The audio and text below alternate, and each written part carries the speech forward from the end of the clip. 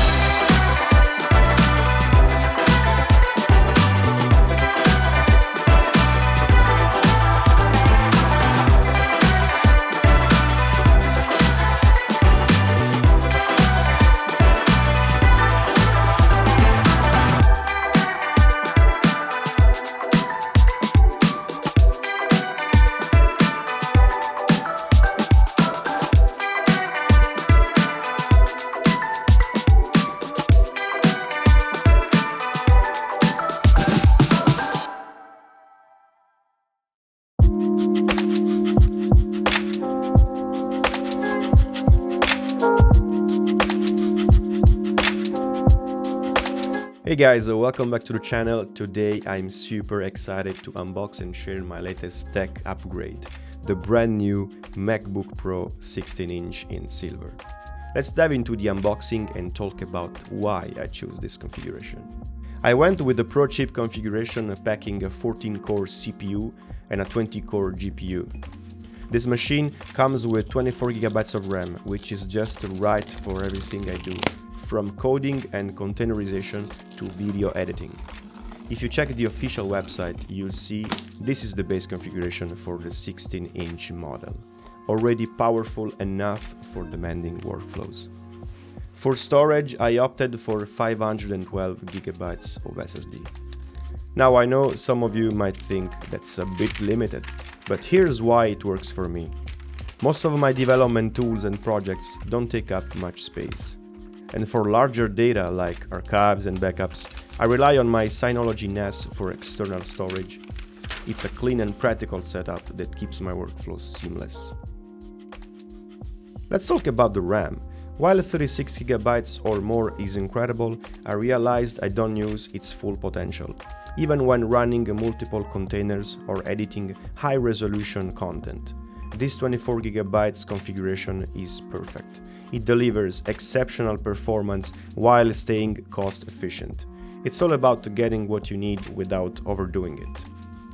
Something else I've noticed, this 16-inch MacBook strikes a perfect balance between portability and functionality. I honestly can't imagine going back to a 14-inch MacBook, especially when I'm frequently on the go, working in shared spaces or cafeterias. The extra screen real estate makes such a difference for productivity and comfort. So these are the specs I went with, and I couldn't be happier with this choice. It's the perfect balance for my workflow, whether it's software development or content creation. I'll be doing a few performance tests later, so stay tuned for a hands-on review coming soon. Don't forget to like, subscribe, and let me know in the comments what's your ideal MacBook configuration. Of course, this isn't a performance review. As the title suggests, I'm here to show you how I'll configure the machine to be fully ready for coding as a software developer.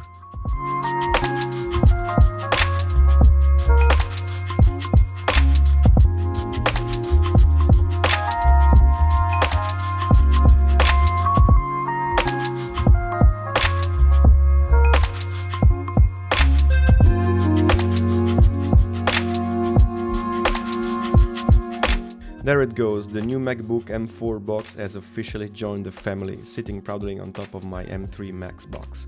It's almost like the two are catching up, so the M4 doesn't feel alone.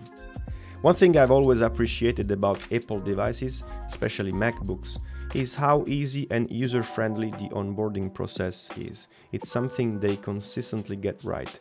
making it easy for anyone to get started quickly.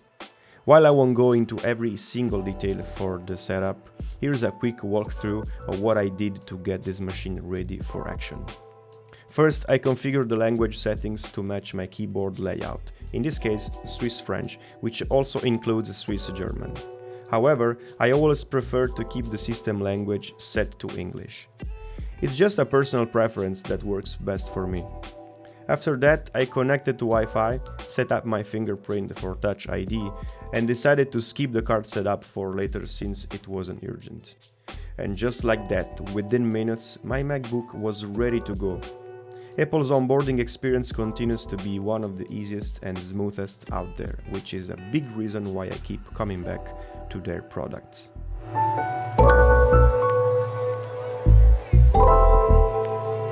Okay, after resizing my dock bar to something a little less intrusive, I'm sure this is the moment you've been waiting for, watching me clean up those apps. Now, I'm not saying they're useless, but let's be real, they fall into the category of I don't freaking use them, so let's start decluttering. But wait, I just realized I'm already diving into action without setting properly. Let's take a moment to connect my monitor and find a good position to really get things rolling.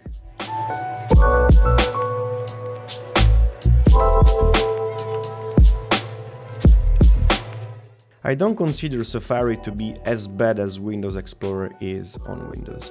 It's actually decent, but my main browser of choice is Brave, so let's get that guy up and running.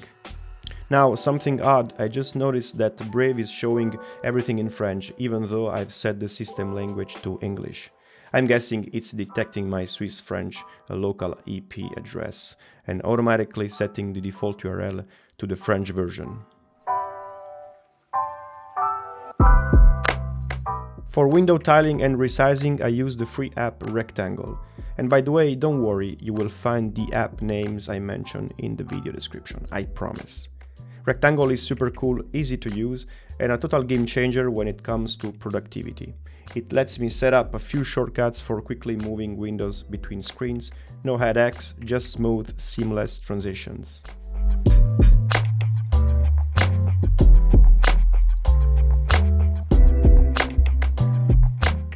One of the first things I do when setting up my terminal and different commands is configure sudo access. Tapping my password every time I use the sudo command can be a bit tedious, so I go into the terminal, open vim and type sudo vim/etc/pam.d/sudo. Then I add this specific line. Be careful, it has to be precise. If you mess this up, it could create some issues. Once you've edited the file, make sure you save it with the exclamation mark to force the changes. From then on, every time you type sudo, or even when accessing saved passwords in your browser or keychain, you'll be prompted to use your fingerprint instead of typing your password. Super convenient. Next, let's install the good old iTerm 2, which is now at version 3. The installation requires the pip3 command line tool, so make sure that's set up. After changing my wallpaper because, let's be honest, the Sequoia background was getting a little boring, I move on to installing Oh My Z Shell. The official GitHub repo has a well-organized guide, so just follow the documentation step by step. Now, one of the best parts of Oh My Z Shell is the Power Level 10K theme, which I absolutely love. But here's the catch, the Power Level 10K command isn't available by default in your Z Shell setup. So you will need to edit your zshell rc file to use the Power Level 10K theme. Once that's done, restart your terminal, and the configuration process will kick off automatically. And let me tell you, the questions it asks during setup are pretty funny. You'll be asked things like, is the lock really a lock or a diamond? But my favorite part is when you configure all the Git and prompt icons with nerd fonts. It's a fun way to make your terminal look super clean and functional.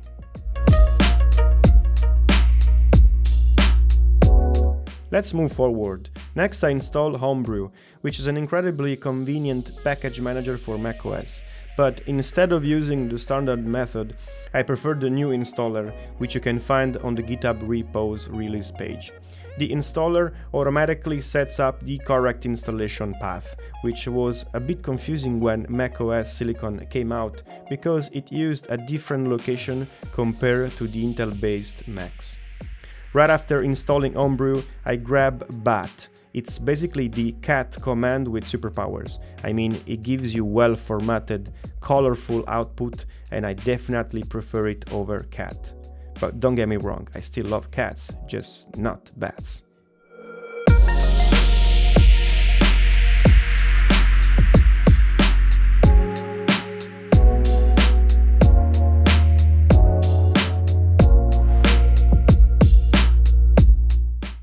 I also install NVM, which stands for Node Version Manager. To set it up, all you need to do is append the NVM home path to the end or beginning of your zshellrc file. Once that's done, you can start using the NVM command to explore remote node versions or manage the local versions installed on your machine. And speaking of Node and JavaScript, the Chrome developer tools are fantastic for debugging, so I make sure to keep Chrome installed. Now, I know some of you might argue that there are other browsers out there that are better for privacy, but for my development environment, Chrome is still my go-to.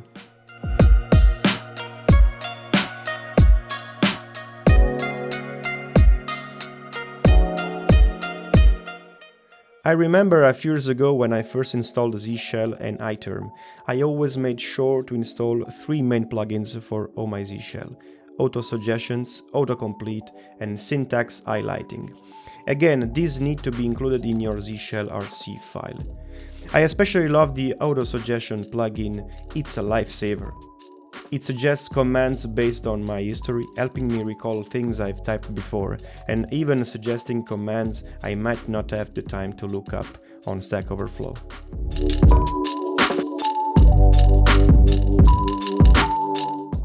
Let's move on. As a Java developer, it's essential for me to configure the Java Development Kits, JDKs. Once I log into my Oracle account, I install at least versions 17 and 21, which, thanks to the macOS installer, are automatically placed in the Java Virtual Machines folder. As usual, we need to edit the zshellrc file. But you know what? Enough with the vim command for now. Let's install VSCode and use it to open and edit the zshellrc file whenever we need to. Be sure to install the path in VSCode, so you can use the code command directly from the terminal to open files, like the zshellrc. I also installed the Maven using the Homebrew package manager, which provides the location to add directly under the Java home path and alias. Finally, I test everything, checking the Java version and MVN version commands to ensure everything is working correctly and the paths I added in the zshellrc file are set up properly.